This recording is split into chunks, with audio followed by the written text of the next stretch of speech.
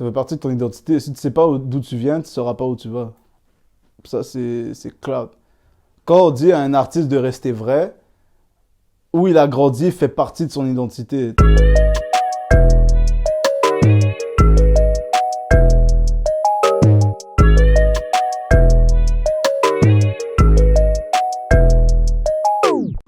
Self-made, déjà, c'est clair et net. Là, c'est un projet qui veut dire, en fait, que j'ai tout fait.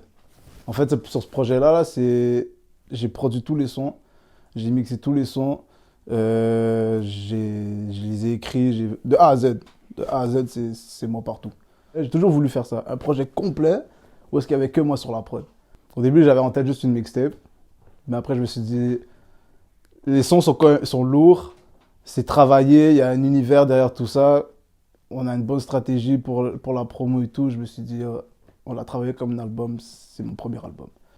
Je pense parce qu'il y a des sons qui datent de 2018, je vais pas mentir. Pour finaliser l'album, je suis allé chercher des sons qui dataient de 2018, que j'avais produits aussi moi-même. Mais il y a comme 2 beats qui sont de 2018. J'ai peut-être fait un son en 2019, mais le reste, tout était 2020. Juste pendant le confinement, en fait. Ouais, confinement, là, moi j'ai mon studio chez moi. Pendant le confinement, je suis allé dans mon studio, j'ai allumé mon ordi, tous les jours je faisais des sons. Tous les jours. C'est vrai que ça a freiné plusieurs trucs. Il y avait beaucoup de trucs qu'on devait faire, qu'on n'a pas pu les faire malheureusement à cause du confinement, mais à la fin de la journée, il faut transformer les négatifs en positifs, puis utiliser ça comme un gaz. Donc c'est ça qu'on a fait. 2020 pour moi c'était une belle année, parce que dans ma carrière, d'une certaine manière, j'ai grandi un peu. En tant que personne, j'ai grandi. Sur plusieurs aspects, j'ai évolué, puis j'ai eu beaucoup d'opportunités cette année, je remercie Dieu pour ça, puis c'est que le début, là, pour moi, je suis sur une lancée, puis je compte pas m'arrêter non plus. Toute l'équipe est rusée, tu connais le job, minuit toujours levé, y a pas d'heure pour les lever, bah ouais on bosse, marre de nettoyer le sol, marre de nettoyer le plancher. Pour moi, là, le terme de self-made, c'est justement, tu te fais tout seul. Techniquement, c'est ça que ça veut dire. Mais t'es jamais tout seul réellement. Mais l'affaire, c'est que tous ceux qui ont contribué au projet, ben, c'est pas des gens qui ont bénéficié d'un certain soutien ou quoi que ce soit. On a tous travaillé par nous-mêmes pour réaliser ce projet-là. C'est-à-dire que ce soit dans le management, là, avec le label, avec OTM, c'est des gars qui ont bossé de leur côté pour faire une bonne promo, pour bien manager le projet. Et nous, c'est ça notre idéologie par rapport à Selfmade, c'est qu'il a fallu qu'on se fasse tout seul. Il n'y a personne qui nous a donné une subvention ou bien tenez ça, tenez ce coup de main là, on va vous pousser ou quoi que ce soit. Il y a des gens qui nous donnent la force, puis ça, on l'oublie pas là. Force à tous ceux qui donnent la force. Mais à la base, on a dû se faire nous-mêmes, tu comprends? Puis c'est ça en fait l'idéologie de Selfmade. C'est mon premier studio à la maison. C'était un micro Guitar Hero avec un laptop 2005. Tu peux aller à l'école pour apprendre ça parce qu'ils vont t'apprendre beaucoup plus de trucs. Mais il faut que tu sois... C'est pas tout le monde qui peut apprendre des trucs par eux-mêmes. Il faut que tu sois quand même discipliné aussi. Moi, j'ai cette faculté d'aimer d'apprendre des trucs. J'allais sur YouTube, j'allais sur les sites, les forums, je checkais toutes les... Depuis que je pouvais apprendre quelque chose, moi, j'allais checker quelque chose, tu comprends? C'est comme ça que j'ai fini par apprendre tout ce qui est Studio One, FL Studio, faire des sons, mixer, etc. Après, je dis pas que je suis le meilleur non plus dans ce que je fais, mais à la fin de la journée, si tes affaires sonnent bien à l'oreille, je pense que c'est tout ce qui compte au final. Pourquoi je fais des prods, c'est que j'avais de la difficulté à trouver les prods qui me convenaient le mieux aussi. C'est quand il y en a qui commencent avec la plupart du temps, ils commencent avec des type beats sur YouTube. Mais moi, j'avais de la difficulté à trouver des type beats qui me convenaient. Je me suis dit, oh, je vais faire mes prods moi-même. Puis j'ai grandi, j'ai appris, j'ai amélioré aussi mes skills. Il m'a fallu du temps là, avant que je commence à poser sur mes propres prods aussi, là, parce que c'était pas au niveau que je voulais que ça soit. Mais une fois que c'était au niveau que je voulais que ça soit, là, après, c'était juste moi là, qui a fait mes prods. Je fais pas les prods pour du monde en tant que tel, je fais plus des prods pour moi. Après, c'est sûr qu'il y a de l'argent à faire là-dedans aussi. Hein. C'est pas une option que je ferme. Mais pour l'instant, je vais vraiment focus sur ma carrière en tant qu'artiste. Parce que sinon, moi, j'aime pas avoir les doubles étiquettes et tout ça. C'est pour ça qu'il y a des gens aussi qui m'ont demandé d'enregistrer leurs trucs, de mixer pour eux et tout. Mais après, tu deviens... Est-ce que tu es un artiste, t'es un ingé son, est-ce que tu es un rappeur ou tu es un beatmaker? Les gens ne savent plus dans quel cas te mettre. Je préfère vraiment focus pour que les gens comprennent qu'à la base, je suis un artiste, je suis un rappeur, qui est capable de faire ses prods et qui mixe ses trucs.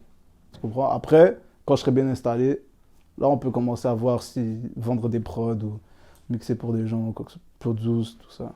Je pourrais pas dire que je préfère chanter plus que faire la prod ou mixer plus que... Honnêtement, mixer, je pense que c'est le plus chiant à faire. Parce que là, tu dois t'asseoir et tout. Bon, là, pour vrai, mixer, c'est le truc où est-ce que je bosse for real. Je m'assis, j'écoute l'affaire, je veux que l'affaire sonne clean.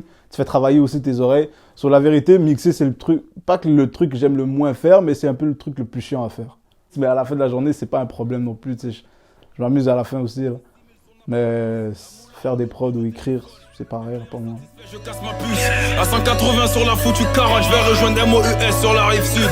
Ce jour de paye on encaisse, je suis avec Boris dans la caisse. Jamais retourner la veste, tu sais très bien qu'ils sont les bestes. Plus il faut pas que tu chasses dans le banks mon ami. C'est jour de paye mon ami. Les gens ils se posaient beaucoup la question, c'est vrai, mais je suis de Saint-Hubert. C'est juste pourquoi je dis la rive sud, c'est qu'on est quand même beaucoup unis si on veut. Tu vois, il y a Brossard, Longueuil, Saint-Hubert, ça c'est les grosses villes, si on veut, qui sont plus proches de Montréal. Donc, je dis la Rive-Sud, mais ça englobe vraiment tous ces quartiers-là, parce qu'on a autant traîné à Saint-Hubert qu'on a traîné à Longueuil, qu'on a traîné à Brossard. C'est tranquille. Les gens, ils oublient que la tranquillité, je pense que c'est ce qu'il y a de mieux. Tu sors, t'as pas de... C'est pas comme si tu étais en guerre avec le gars au coin de ta rue ou quoi que ce soit. Tu sors, tu croises ton gars, vous allez jouer au foot, vous allez jouer au basket. C'est juste une bonne ambiance, là. À Longueuil, t'as tout ce qui est PCL, Uzi, Brossard, t'as Dara Mafia. Je sais qu'il y a Santana aussi qui était de Longueuil. Mais tu vois, les gars, ils vont pas dire que c'est des rappeurs de Brossard ou des rappeurs de Longueuil. Je suis un rappeur de la Rive-Sud. Tu vois, ils vont dire qu'ils sont de la Rive-Sud parce que justement, nous, c'est pas genre, ah, il y a ceux de Brossard et ceux de Longueuil, on est de la Rive-Sud, point. Montréal a rien à envier. Autant que la Rive-Sud a rien à envier de Montréal, je dirais. Honnêtement, on doit juste s'unir. Que ce soit la Rive-Nord ou la Rive-Sud ou Montréal. Il faut que les trois s'unissent vraiment parce que le rap montréalais, c'est ça. Le Grand Montréal, là, ça inclut tout ce qui est Laval, Montréal, puis la Rive-Sud. Moi, je pense qu'il faut arrêter de justement se clasher entre nous ou quoi que ce soit, puis juste s'unir, puis faire en sorte que le Grand Montréal devienne une force aussi. Hein. Ça fait partie de ton identité. Si tu ne sais pas d'où tu viens, tu ne sauras pas où tu vas. Ça, c'est clair. Quand on dit à un artiste de rester vrai, où il a grandi fait partie de son identité. Faut pas renier d'où tu viens, juste parce que certains disent que c'est pas nice de venir de là. Tu comprends? À la fin de la journée, il n'y a pas une place qui est mieux que celle d'où tu viens. Parce que c'est là que ta famille est, c'est là que tes amis sont, c'est là que tu as tes souvenirs. Donc pour toi, si à tes yeux, cette place-là a une importance pour toi, sois pas gêné de le dire. Ça fait partie de qui tu es. Et par contre, de où tu viens, là. On va essayer de faire mieux que ce qu'on a fait en 2020. C'est la réponse la plus simple à dire, même si elle revient souvent avec tout le monde, mais à la fin de la journée, c'est la vérité.